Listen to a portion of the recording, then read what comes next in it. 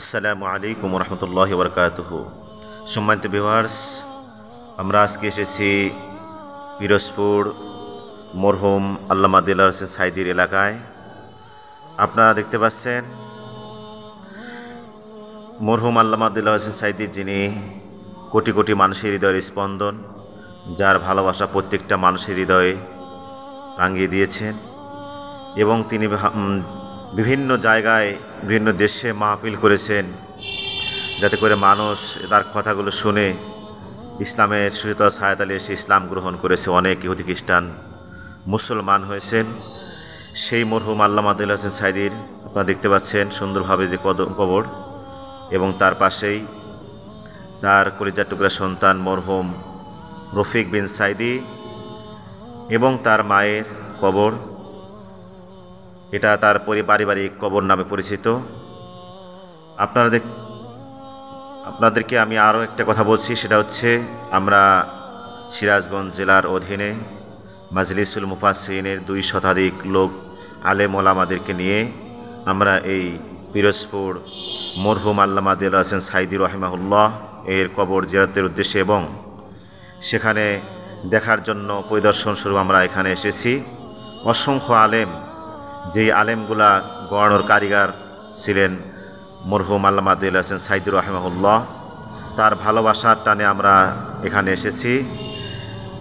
এজন্যে আমরা আপনাদেরকেও একটু দেখানোর জন্য এই ভিডিওটা আপনাদেরকে দিয়েছি।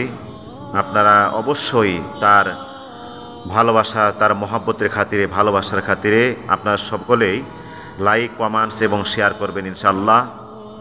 কারণ আপনাদের ভালোবাসা তাদের প্রতি অবশ্যই আছে, এটা আমি বিশ্বাস করি।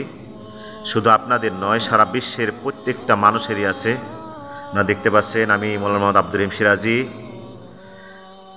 আমরা 2 শতাধিক আলেম ওলামাদেরকে নিয়ে আমরা এখানে এসেছি পরিদর্শন করার জন্য, দেখার জন্য। আর এই জায়গায় মরহুম আল্লামা দেলোয়ার হোসেন সাঈদী তার সাঈদী ফাউন্ডেশন কর্তৃক একটা মসজিদের প্রতিষ্ঠাতা তিনি এবং একটা মাদ্রাসার প্রতিষ্ঠাতা তিনি, এবং তিনি একটি কলেজ, বিএম কলেজ নির্মাণ করেছেন, যেখান থেকে অসংখ্য ছাত্রী এখান থেকে তারা সুশিক্ষায় শিক্ষিত হওয়ার একটা সুযোগ পেয়েছেন। এই পিরোজপুরের মানুষ আগেও জানতো না যে আমরা কি হারালাম, কিন্তু এখন তারা বুঝতে পারছে যে এখন যেই মরহুম আল্লামা দেলোয়ার হোসেন সাঈদী রাহিমাহুল্লাহ দুনিয়া থেকে চলে গেছে, যেই কবরে আপনারা দেখতে পাচ্ছেন, এই কবরেই তাকে দাফন করা দেওয়া হয়েছে। সেই মরহুম আল্লামা দেলোয়ার হোসেন সাঈদীর হৃদয়ের স্পন্দন, কোটি কোটি মানুষের হৃদয়ের স্পন্দন, এবং এই পিরোজপুরবাসী আজকে তারা মনের ভিতর থেকে তাদের সকল কথা জাগ্রত হচ্ছে যে আমরা কি হারালাম, আজকে আমাদের এমন একটা মানুষ হারালাম